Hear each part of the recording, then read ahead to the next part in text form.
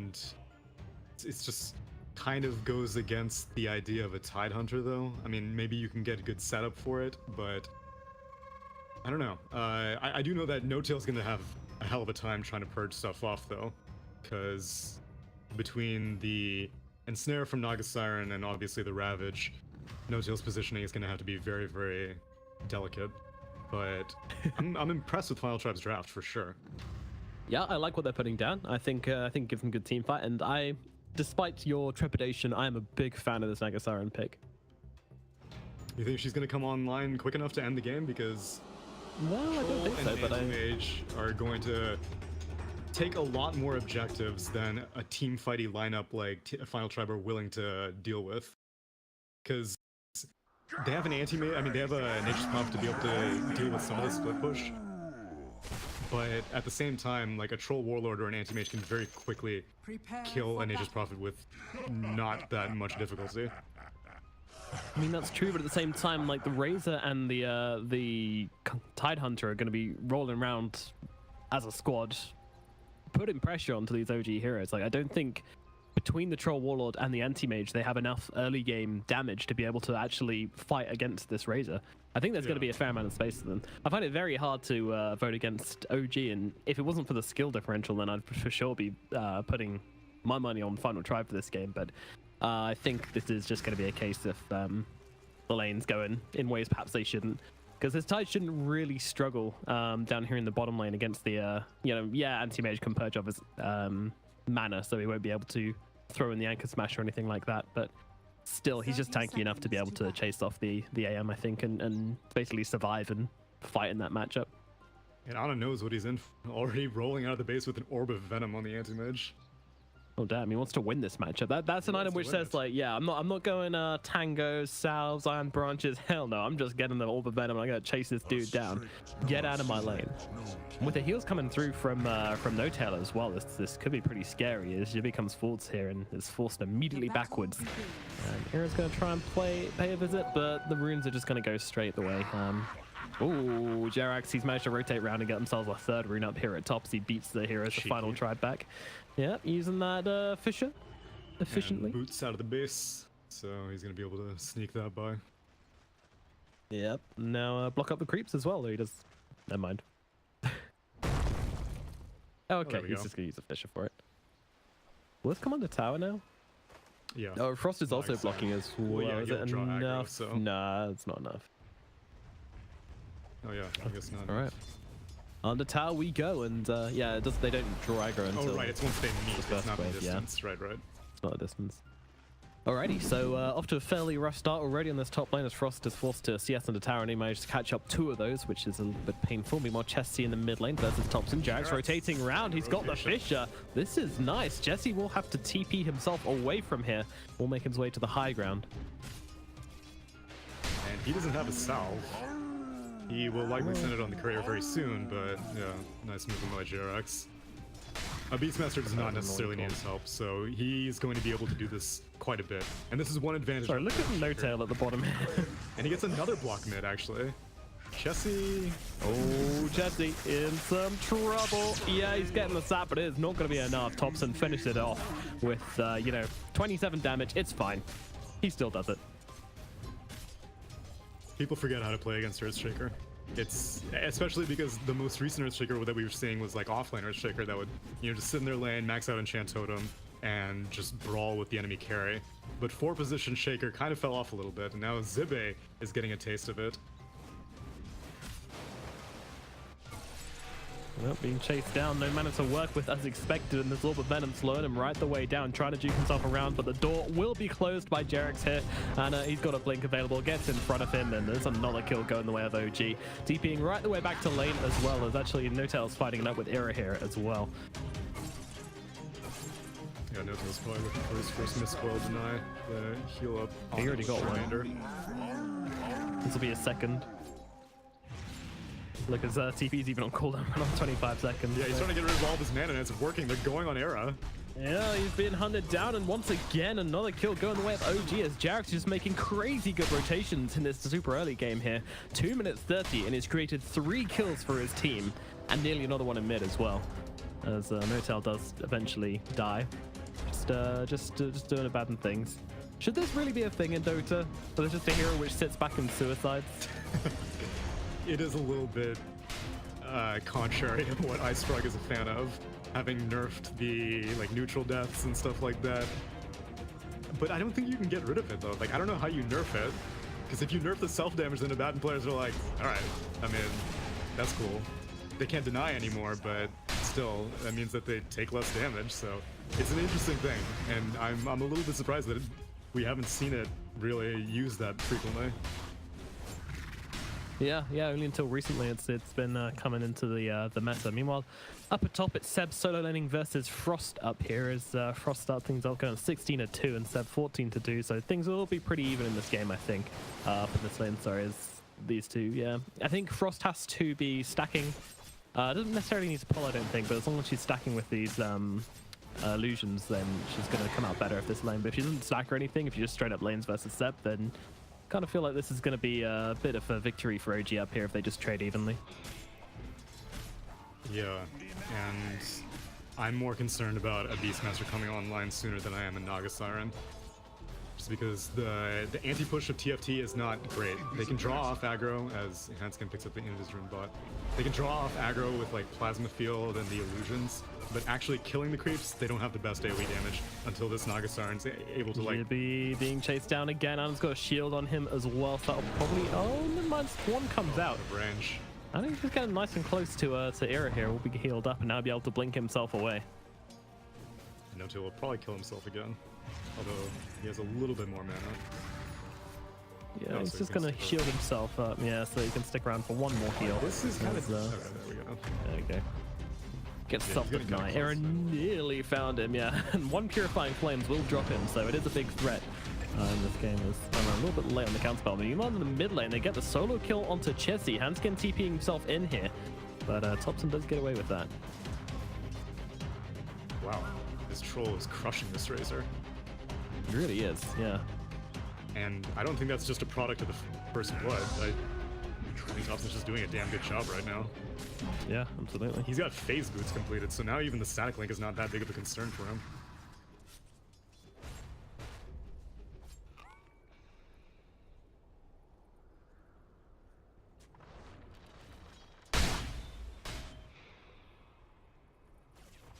Still one 5-minute rune parked on the top, but OG got the other 3, so really they almost got all 4. Now Zibe getting cornered. He's in some trouble here as the Fisher comes out, trying to run him down here. Notel, he's got another missed call in 3 seconds. Needs to stay away from Jibby with the anchor smash though, with Jareth coming in. They will be able to grab that kill, and he denies himself in the same spell. Hanskin's still being chased here. I don't think Jareth has the ability to kill him though. He doesn't have any mana for any spells, so Hanskin is going to run away as he's shocking as he chases down the Nature's Prophet. Notel has 4 deaths, and 0 of them are by TFT's hands. All right, this is the. I'm starting to think this shouldn't be a thing. You convinced yet? I'm getting there. I'm not entirely sold. As Thompson as a DD rune gets a. Oh my god, Hanskin TP's in. Unfortunate, says Thompson. Ends the life of Hanskin. Yeah, as if they were needed, right? Adding insult to injury here in the middle lane as Hanskin just TP's into a very unfortunate death. But in comes the static link. Thompson's still going to be going for this one. I mean, he's got double damage to burn. Now, is he finally out of damage? Yes. Is he? No? Is he? I don't know. The axes, they're going to be enough. The right click's doing nothing at all, but it is going to be enough to finish off Chessie, underestimating the damage of those axes. And of course, the DD coming into play as well. He was negative 112, and he still had like 50 damage. Wow. Well, Thompson's level 7, and Razor's level 5. And Static Link breaks immediately. Phase boots weren't even up. Yeah, this is not a great mid lane for TFT right now. It's not a good any lane except top, who Frost is having a pretty nice time. 5 CS above the Beastmaster. Oh, and he's been blocking this small camp as well as he tips Nagasaran as he comes over to it. OG in full swing, not just with the gameplay, but also with the voice lines and the tipping, and yeah, usual OG. Mid lane. Thompson's getting battle trance. He doesn't. However, he does have Jerax hanging in behind. He's actually chasing forwards for Era here. Is this really gonna pay off as Era gets brought down? Hanskin can't do a thing as Thompson just go berserk in this middle lane. Currently 48 to 15, and with 5 kills in the middle lane. What on earth is going on? Dude, this is getting out of control real quick because they're dedicating a lot to this Troll Warlord as well. Hanskin. This is gonna keep happening. All right, he doesn't have a quelling blade, so he might escape here. Though Jerax sees him TPing, doesn't cancel.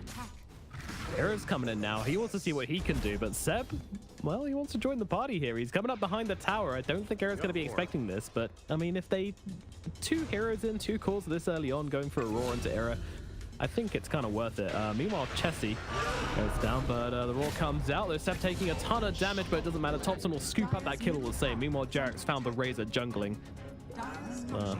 Pretty big kills. So much vision. There are 4 wards on this side of Dire team. They're nowhere as safe. He's just spying on Hanskin while the rest of his team takes mid. Yeah, they ended up roaring the Oracle, but it doesn't really matter who it was. They just cared that someone was there to die, and that means that they can take the tower basically uncontested. And now Jerax is just sapping Hanskin's EXP. What a weirdo. Just hanging in the trees. Watch Hanskin farm. Now coming in. He's going to grab these treants and probably trying to just hassle down. I don't think he gets his kill, right? No, Era's coming in. He might pay for this one if they can get someone else over here, though No-Tail's hanging around. He's going to heal the guy up, and now Jerax goes for the TP out, and he's going to be absolutely fine. No-Tail could be in some trouble. I mean, I keep saying this. Someone's going to be in some trouble at some stage from OG, but not yet, as they are 10-0, despite having 4 deaths on No-Tail, but those don't count. 10-0, 5k net worth advantage. Oh boy. Normally you'd be like, well, at least our Naga Siren's farming. But she's not farming as fast as an anti-mage. And do I just lock the camera onto Troll and just sit back? Like, do I need to observe this game? No, not really. That'll catch us all the kills. Anna coming into Chessie here.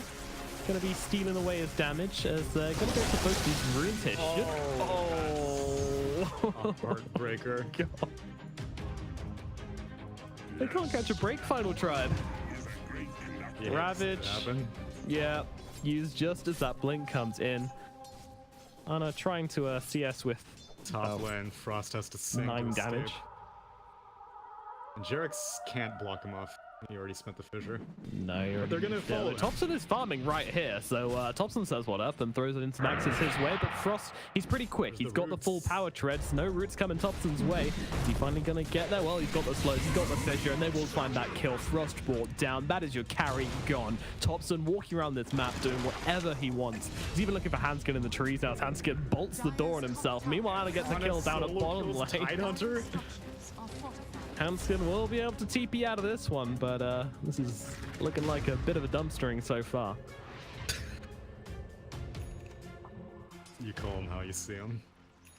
I mean, is there another way to describe it? No, there isn't really. Ravage is down for another 1.5 minutes. Song is down for 2 minutes. So it's not going to get easier anytime soon. I don't know what you do. Because they can't group, because OG's group is just like infinitely better, and they don't even need to group. Thompson can like 1v2 right now, and he can do 1v3 once he finishes off this Roche with a DD rune. Oh my god. Roshan being taken now. He's getting all the fervor stacks, doesn't really need him, just a double damage rune. 2 points in fervor. He's gonna max the spell out. Will he be the first kill? Oh, could be in some trouble here. This is like the 5th time I've said that for OG here. But Era's scared. He's backed himself away. He doesn't know who's on that high ground. Yeah. Meanwhile, down at bottom. Yeah. Gets it. Void comes out, and that is the end of Frost. Now they blink forward, looking for Hanskin as well. Jerax has got a fissure in 3 seconds. And an ultimate if he wants to use it. Not sure he needs to. The TP is being used. Will be cancelled. I am really sure that was necessary, but still, Anna gets a double kill here in the bottom lane. Nomad, this entire game is unnecessary. I mean, Anna's going to have a good time on his Battle Fury as well, so, you know, there's that. There's that. There's a lot of that's going on for OG. Thompson. Yep. Well, Ravage is available. So. All right. Second Ravage Now of the is the game. time. No, sorry, first Ravage of the game. We didn't see that. Jax? The other first one. Yeah, just gonna stun him up, but there's a TP Will coming we in get from first? behind. Profit, he's here. The Echo comes out doing a bit of damage. Might not be enough. They've got the Ravages they want to throw out, but they could do it with the right clicks, I think. Finally, a kill goes to where the final try. They bring down Jax, but Thompson coming in the backline, using that ultimate, brings down Hanskin, now tearing into the Tidehunter as well. Ravage will be used, however, and there's Trian's doing some work here. Thompson's getting low. His Aegis is going to be popped. Where's the rest of OG? No-Tail's hanging around nearby. Ana doesn't want anything to do with this, but unfortunately for Thompson, neither does the final tribe. They'll back themselves away, and Thompson gets to come back to life unscathed. You ever spend Ravage and then have to walk back to base afterwards? They got one people say the kill out walk of- that. Shame. Well, actually, they only got an Aegis out of the actual Ravage, but yeah. People say that the walk of shame is when you die twice in lane and don't have a TP, but the real walk of shame is walking back to base to get your mana back after you've used Ravage and didn't find a kill. But you know, Aegis down, a kill onto Jerax. Okay, so now they have one thing that they can do. They can static link someone, ideally the troll, and then they sing, and then they sap all of his damage, and then they hope that OG doesn't show up to the rest of the fight. Radiant's middle tower is under attack. I think that's it. I think that's their plan. Bright side. Okay, we'll see if they can pull it is off. about to hit level 6. Nice. Okay, Oracle ult online at 14 minutes. Nice. All right, it's gonna. I mean, they're currently at just over a death per minute, but that's about to go down. Oracle gonna be in with the saves. You know, Frost, he's not too far behind. Only about 4k gold behind the troll. The dude's got 3 Wraith Bands, still working on his Diffusal Blade. And the problem When he has that Diffusal Blade. I mean, does it really make a difference though? Anti-Mage is going to be... Oh, Hanskin top lane, dead. Alright. Anti-Mage is extremely mobile, and again, we haven't even seen the interaction between Ensnare and Counterspell, so I imagine Ana's not going to be concerned about that. Assuming Yasha that and Ana... Fire on Thompson. Yeah, I mean... Getting the value out of their maxes, I guess. He knows what this whole game's about. He doesn't want to have to go back to Gonna get base. taken down. Yeah. Increases... Oh, and Maelstrom as well. Yeah, as Era is now experiencing, and he's gonna get brought down as the tip comes out. Can't help but feel against Seth's line a little Naga, bit. And it Frost kinda is just makes watching sense. Ana farm. Oh, the courier. Ooh, Thompson wants it. Should probably... No, can't find it. Doesn't have the vision. He's got some axes to throw out. He does, but doesn't want to do it. Thank you, Piano Boy. Yep.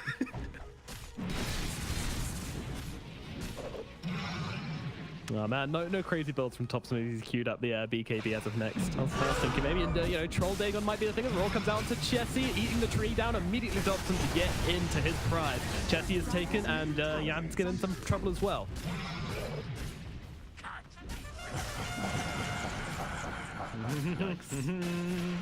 Yeah, that's the feeling of this game as OG charge down this middle lane, the tower being taken by Balls, Creeps, and Seb as Thompson chases back the side of the final tribe. Has fallen. 18k net worth advantage. It's 16 minutes into the game. And unlike TFT's net worth advantage in their NIP series, I feel like OG are actually going to end games with disadvantage. It's feeling that way, isn't it? They're onto the tower, and the stun comes in onto Chessie and to Jibby, but Thompson rapidly running out of damage. Here's a song from Frost, using it aggressively here. Does he have this Diffusal? He does not. But still, the Ravage gonna come down, landing onto 3 No-Tail, immediately pops the ultimate, wakes up Thompson immediately with the shield, now runs to chase down more as Haskins brought down as well. Chessie already dead. Garrix will go down in the back lines, but in comes the false promise onto Tidehunter here. He's staying forward here as he wants to try and take the people out, but Thompson is running after whoever he wants right now. Frost might make it away. Never mind, Thompson's just gonna chase him down inside the base. Good game, well played, is called. 17 minutes into it, and Thompson will buy a Dagon, by the way. He did buy a Dagon. Am I the best caster or what? Alright. Reeds, the hardest of breeds. That's why I'm employed. People thought That's his what people Ember come here Dagon for. was